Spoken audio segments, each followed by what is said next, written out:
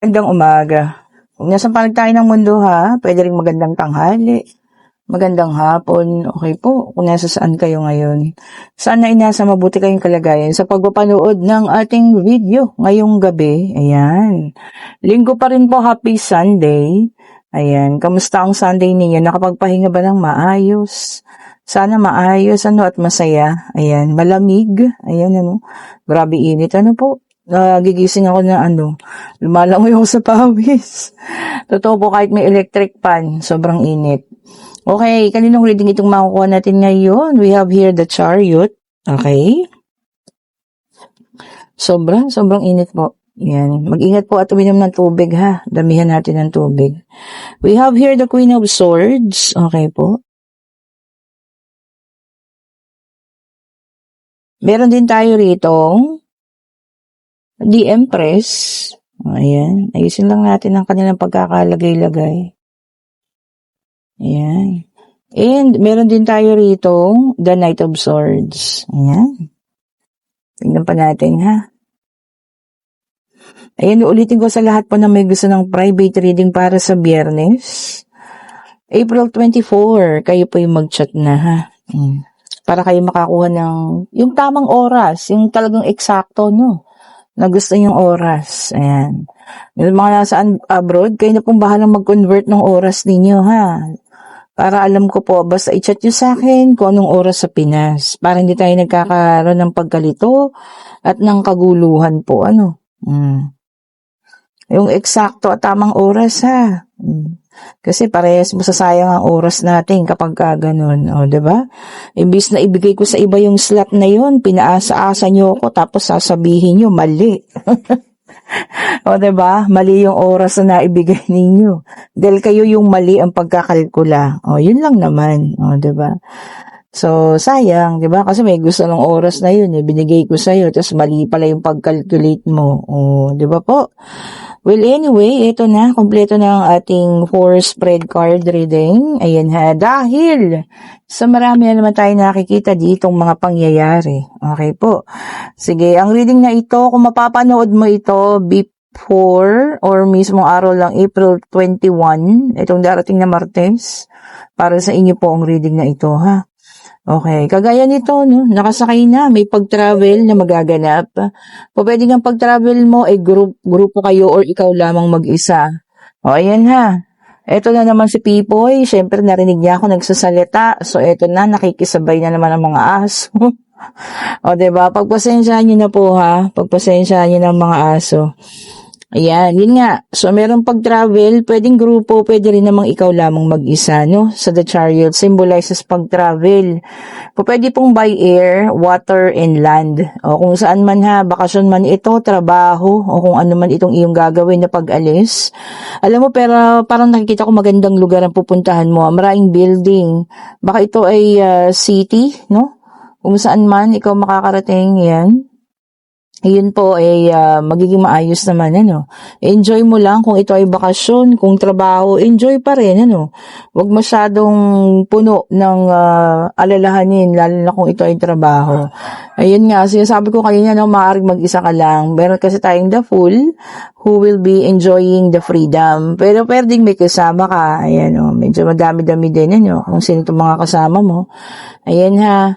At pwedeng mag-i-enjoy kayo. O, ayan po. O, may travel ha. Pwedeng trabaho, pwedeng enjoyment, pwedeng lakbay yan, pag-aaral, or whatsoever po. O. And meron tayo dito the Queen of Swords. O, ayan. Ang ating Queen of Swords naman ay kakailanganin ng tibay at lakas ng loob. Merong mababalitaan na isang sabihin natin mensahe, messages, balita, or kung ano man ito na baka ikagulat mo, O sa mga Queen of Swords natin dyan, yung may mga matatapang na aura, diba? Hindi naman yung physical na matapang na nanakit, hindi ganun na. Yung mga malalakas ang loob, ayan. Baka masusubukan sa balitang dala ng taong ito, Ayan. Maaring may katotohanan ng dala niyang balita na talagang, alam mo yun, ikabibigla mo. Mga Queen of Swords natin, ha? Okay, and meron naman tayo ditong the Empress. Ang Empress natin ay maganda, ayan, beautiful, charming, mabait, mahabagin din ang puso, may malaking kaperahan, yan para sa'yo. Kung pakiramdam mo, isa kang the empress, ayan, na maganda ang kalooban, ano. At alam mo yan, ano rin to siya parang may buntes, no? Or buntes siya. O kung sino man yun sa inyo, may paparating na malaking kaperahan sa inyo, ha? O ayan, baka compensation, nag-file ka na ba? SSS, ganyan, maternity, or kung ano man, ha? Malaki po ang darating o nakaperahan. Ayan, ingatan, gamitin, especially no, kung buntis ka sa panganganak or so kung ano man para sa anak mo. Okay. And then we have here the Knight of Swords and we have here the family, no? Ten of Cups. Malaking pagbabago sa pamilya ninyo. Maaring ikaw magdudulot ng malaking pagbabago na yun. Pwedeng sa trabaho, no? Maganda ang hanap buhay ngayon. Maganda ang kitaan. Kasi nakikita niyo yan. Ten of Cups. So maaring ikaw ang magbibigay ng malaking pagbabago sa pamilya po. Especially pagdating po sa sa financial ninyo. O, ayan. Pasensya na kayo sa ingay, mga ingay na naririnig ha. Medyo maaga-aga pa kasi. Ayan. Magsi-7 pa lang. O, ayan. At medyo kayo may kaingayan pa, no? Ayan. Kung may naririnig kayong tinis ng isang munting aso, yun pa yung si Chevy. Isa sa mga alaga. Ayan. Maaaring papakainin na sila ng inay, kaya nag-iingay. Okay po. O, eto na. Kinuha ko pa tong isang deck of cards. So, ulitin natin ha. Kung mapapanood mo ito, bago o mismo araw ng April 21 para sa iyo ang reading na ito. Okay po. Pero ulitin natin, take only what resonates pa rin, ha? Saan ka makaka-resonate, para sa iyo yun. Kung hindi naman, hindi po para sa inyo, ha? Okay po. So, ito na, tingnan pa natin. Ayan. And we have here the Magician, may dalang number 1. Sabi niya rito, no, meron kang bini-visualize, naiisip, no, at talagang yun ang gusto mong gawin. Gagawan mo ng maang aksyon para magawa mo ang bagay na yun. Ito. So, kung ano man itong bini-visualize mo, siguro makakabuti, makakaganda naman sa buhay mo, or maaaring makatulong sa iba, kaya gagawan mo talaga ng paraan para matupad siya. And we also have here the King of Wands. Ayan, napaka-confident, strong and friendly ng dating mo ngayon ha. Parang yan ang nakikita sa'yo ng mga tao. O, diba? So, pagka ganun, napaka-strong ng dating mo, lalo na yung mga weak, no, parang hinahangaan ka nila. So, maraming humahanga sa'yo ngayong mga tao, no, dahil sa mga ganyang pag-uugali mo or nakikita nila sa'yo. Oh, diba naman? And we have here the Queen of Cups. Ayan. O, ayan. Yung iba sa inyo makakaramdam ng hiya. O, bakit kaya? Mahihiya tayo. O, ayan, no? Ayun, maging shy daw. Wag naman. Ano ba ito? Tungkol saan? O baka imbitahan ka ng kapitbahay, may handaan, ano? Or iniimbitahan ka na para sa susunod na kaarawan, darating.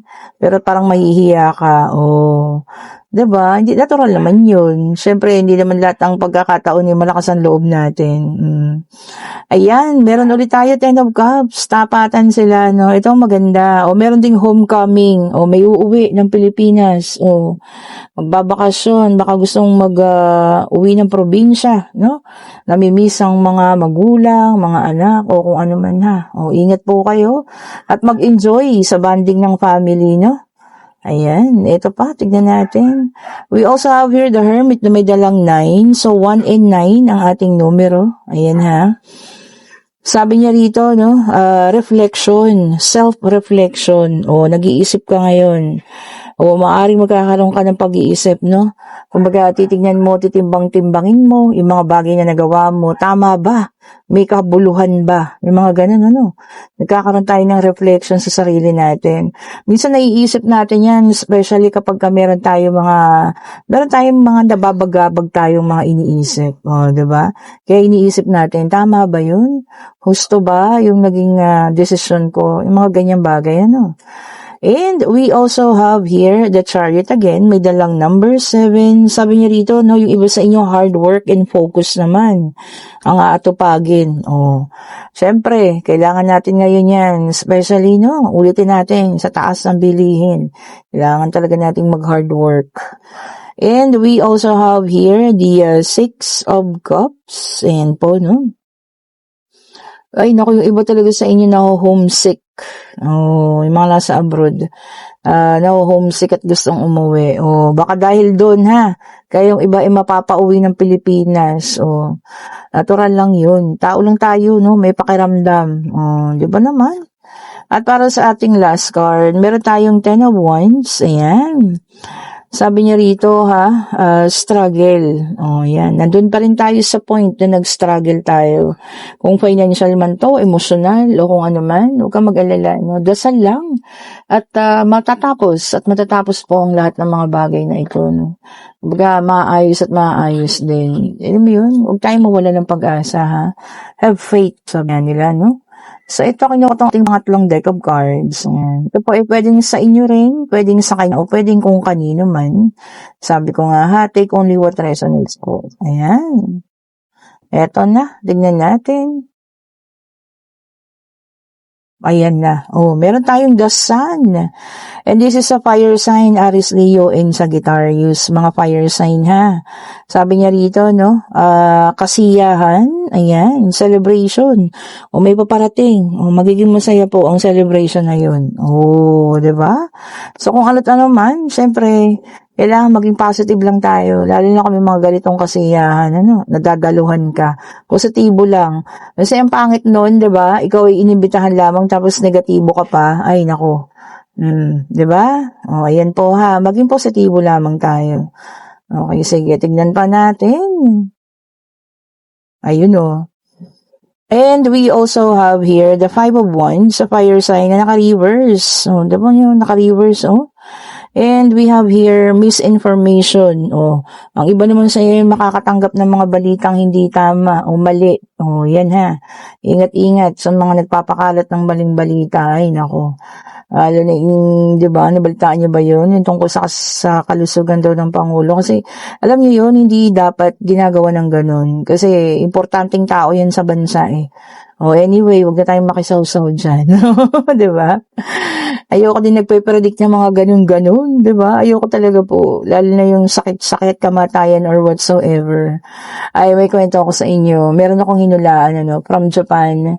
Hindi ko naman sinadya. Tinanong niya about the health ng asawa niya. Pero nakita ko talaga doon, hindi ko lang naman sinabi sa kanya ng buo. Pero sinabi ko talaga, maaaring magkasakit. Ayun nga po, nagkatotoo. So, ayoko na magtanong kayo ng ganun, ha? Okay po, anyway, hindi ko naman sinasabi talaga ng buo pagka ganun. Sinasabi ko lang baka maaari maging malubha, ganyan, ha? Pag may nakita tayong ganun. Okay po? Ayun lang, nadamay lang yun. O, tingnan na natin ito. Ayan, we also have here the Nine of Cups. Ayan, puro kapirahan, no? Cancer, Scorpio, and Pisces. Ayan, ha? Meron parating sa atin. O, na magiging stable. Ay, sana nga. O, saluhin nyo na lahat yan, ha? Kung ano man ito, na stability na parating sa atin, maaaring makapag-ayos ng ating kabuhayan. Alam niyo yun, saluhin na natin yan, ha. So, meron tayong fire and water sign. Si air at saka si earth sign na lang yung kulang. And we also have here the earth sign. Taurus, Virgo, and Capricorn. Ayan. Three of Pentacles. Okay po. Learning. May mga matututunang aral daw. Baka may mga pangyayari, no? Na talagang tayo matututo. Maganda naman yun. Ibig sabihin, napapaayos mo buhay mo. Nagiging mas malago, mas maging maayos mo, ha? Lalo na kung tayo may matututunan. And we have here the Five of Pentacles, Earth sign, Taurus, Virgo, and Capricorn. Ayan. Sabi niya rito, no, worry. Meron ka daw, inaalala, no. O ano man ito, no, yung mga bumabagabag sa atin. Sana malampasan natin yan, di ba? Yung mga bagabag na ating nararamdaman.